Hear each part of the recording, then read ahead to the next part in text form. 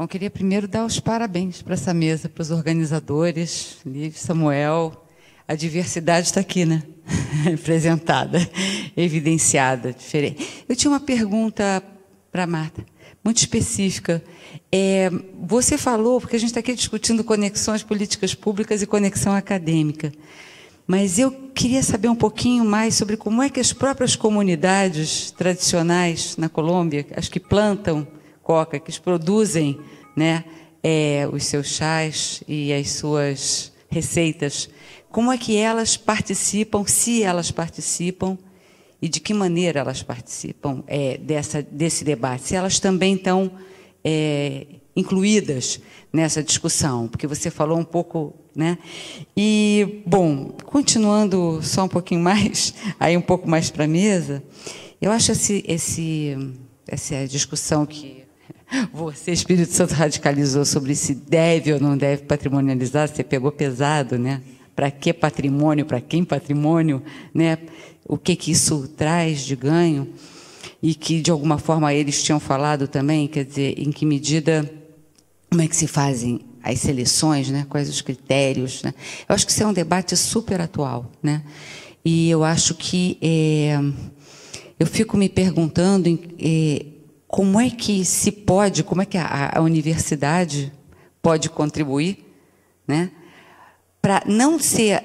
porque eu acho que o risco da conexão universitária é a autoridade da voz da universidade, né? Então, a universidade chega e diz, isto é legítimo, aquilo é menos legítimo. Mas a universidade não é necessariamente a voz da sociedade nem das comunidades. Então, a minha pergunta é um pouco isso, quer dizer, que ações estão acontecendo? O que está acontecendo? Eu sei que algumas ações estão acontecendo. Samuel faz alguma coisa em que ele está formando, né, pessoas dentro das próprias comunidades, né?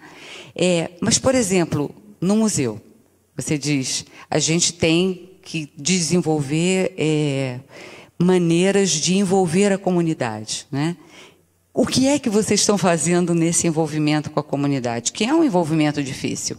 Mas aí a pergunta é, né, como é que vocês trabalham isso? Quer dizer, que sentido você percebe que o museu tem para aquelas próprias pessoas, né? Porque, vou terminar agora, eu disse que eu ia ser breve, mas desculpem. Eu acho que o risco de museificar ou patrimonializar, né, determinadas tradições, né? A Joana falou nas mediações que acontecem, que são super necessárias, né?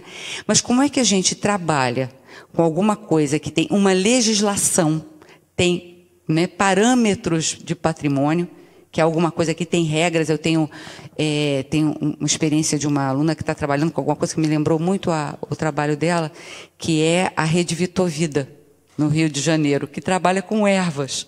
E aí ela diz como é que faz para a propriedade intelectual, né, industrial, na verdade, no caso, porque é uma produção, se enquadrar numa legislação que é feita para outros parâmetros. Então, eu acho que tem uma discussão aí que tem que abrir, né, como é que a gente pensa a universidade podendo contribuir para abrir o debate para a participação efetiva das comunidades, para que o patrimônio não seja só um obstáculo, né, ou uma ameaça. Bueno, en esta presentación, en esta palestra, solamente hablé desde el punto de vista de las instituciones del Estado. Pero sí hice alguna referencia a cómo inciden, digamos, las demandas de quienes abogan por remover el estigma y desatanización de la hoja de coca y hay una identificación muy problemática, pero muy efectiva entre coca y cocaína. Entonces, buena parte de las discusiones en torno a la coca han sido avanzadas por el movimiento indígena en Colombia, que en el Cauca es muy fuerte, pero también por académicos desde hace mucho tiempo para, de una parte, entender la importancia cultural e histórica de la hoja de coca pues en Sudamérica y en particular en Colombia. Y digamos, parte de esas iniciativas se han traducido en la creación de estas microempresas que comercializan productos como tés, gaseosas, bebidas, medicinas, productos de belleza. Incluso hay, por ejemplo, fertilizantes de coca, ¿no?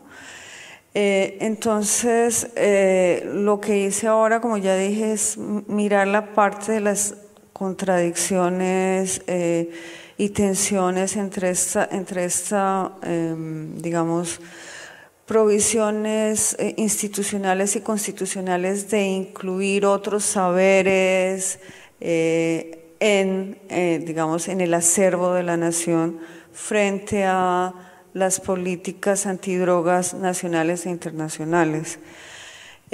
Tengo otro trabajo que es sobre las propuestas de quienes producen y comercializan estos bienes. Y lo que planteo, pues es otra ponencia y no la voy a contar acá, otra parte de mi trabajo, es que también hay muchas tensiones en ese campo, ni en el lado de las instituciones ni en el Estado hay un acuerdo sobre cómo trabajar y abordar tanto la hoja como sus derivados, y tampoco en el campo de quienes defienden o producen o defienden y producen estos bienes. Y una de las tensiones más fuertes es en torno a lo que tú decías de la propiedad cultural, intelectual e industrial. En Colombia en particular se ha entendido que la única coca legítima es la coca indígena, y hay una fuerte identificación entre la coca como indígena y la coca como casi propiedad indígena.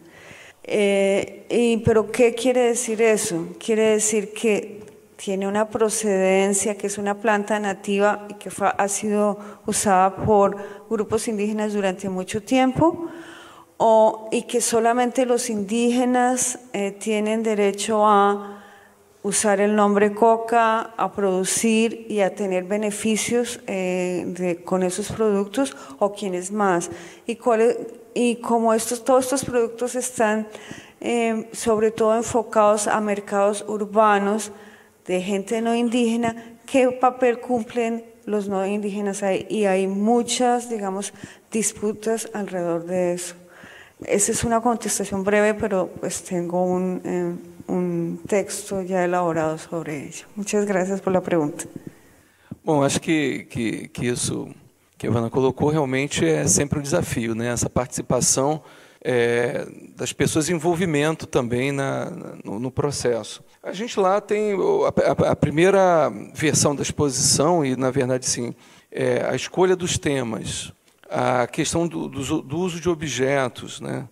Isso foi feito dentro de um processo de discussão com um grupo de pessoas que atenderam um chamado nesse sentido, e algumas pessoas que foram convocadas também para participar, pessoas que tinham uma liderança dentro da comunidade, que a gente identificava, mas houve um chamado mesmo, né? Olha, vai ter um museu. E teve um grupo muito central, que foi o grupo que preparou, que participou de uma exposição que nós fizemos aqui no Museu da República, que era chamada Fossa da Maré. Nessa exposição, um grupo de moradores mesmo, eles ofereceram, participaram da discussão da exposição e ofereceram alguns objetos que eles achavam interessantes serem colocados. Isso foi discutido com a equipe do Museu da República. Então, foi um processo muito interessante, muito legal. Agora, o museu, desde 2006, a gente está com 6 anos, então, agora nós estamos nesse processo. Está sendo elaborado um projeto de exposição, de mudança de exposição. Para esse projeto, nós estamos fazendo um levantamento do livro de impressões que as pessoas deixam escritas ali, as suas opiniões, os conflitos que aparecem, o que elas querem, o que elas não querem, e isso está sendo considerado para para esse projeto, e aí nós vamos começar uma série de reuniões, convocando instituições, convocando escolas, moradores, pessoas que têm que se sentem protagonistas também desse processo de memória na comunidade. E aí vamos tirar como é que vai ser feito o espaço. A ideia do museu, assim, a gente não trabalha com o patrimônio como uma coisa muito mais o aspecto simbólico. Então, o museu não tem muitos objetos, mas mesmo assim as pessoas trazem objetos. A gente está com uma sala cheia de coisas que as pessoas trazem porque elas acham que é importante aquilo para o museu, porque elas entendem que aquilo seria interessante para o museu. Então, aquela concepção antiga das pessoas, vem uma coisa antiga que não tem nada a ver talvez com o processo ali de constituição e memória e história da comunidade, mas elas trazem porque elas acham que o museu, de repente, aquilo é interessante para o museu.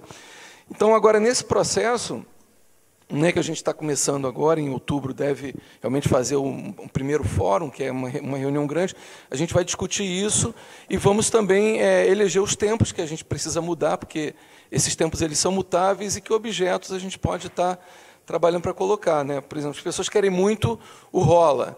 O rola era um tipo de barril que as pessoas pegavam água antigamente, iam para o outro lado da Avenida Brasil pegar água. Então, o museu não tem o rola porque a gente não conseguiu, esse objeto não apareceu. Então, um senhor da comunidade ele se dispôs a fazer um rola porque ele fazia esse... É um barril com uma alça de vergalhão e ele é envolvido com borracha, com pneu.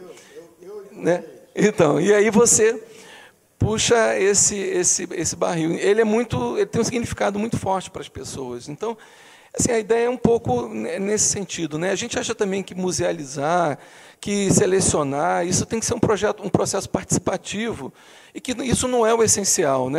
O museu, daqui a algum tempo, ele pode não precisar existir. Ele está ali no momento como uma referência, como um instrumento para aquela comunidade que está vivendo uma realidade. Acho que um momento importante foi quando, para decidir a questão da exposição, as pessoas começaram a falar que era necessário a gente colocar a questão da violência. E aí apontaram, a gente tem que ter o medo da violência, e o tempo da violência. E aí houve uma discussão em relação à violência. Isso, de uma forma, acho que é isso, a gente criar espaços para o encontro, para o debate, para a discussão, e as pessoas vão surgindo com ideias maravilhosas. Então, o tempo da violência acabou se tornando o tempo do medo, e foi proposta uma conexão entre os medos de quando se morava na palafita, que era o medo da criança cair da ponte, o medo do temporal que destelhava a casa, ou que derrubava o barraco, com o medo da bala perdida na comunidade. Então, tem o tempo do medo. O museu é muito simples, é uma coisa feita com pouco recurso, mas é muito simples, mas o tempo do medo é um tempo que está assim, é um tempo mais escuro, tem uma iluminação, tem uma ponte que você passa, lembrando do medo de cair da ponte, e depois você tem uma vitrine com projéteis que são recolhidos na comunidade. E isso começou com algumas crianças que trouxeram, quando a gente discutia lá a questão, elas começaram a trazer projéteis dizendo isso é importante ter no museu. E agora, com esse projeto da nova exposição, quer dizer, esse tempo que é o tempo do medo, a gente está discutindo de fazer um backlight com radiografias de pessoas da comunidade que foram atingidas por balas perdidas.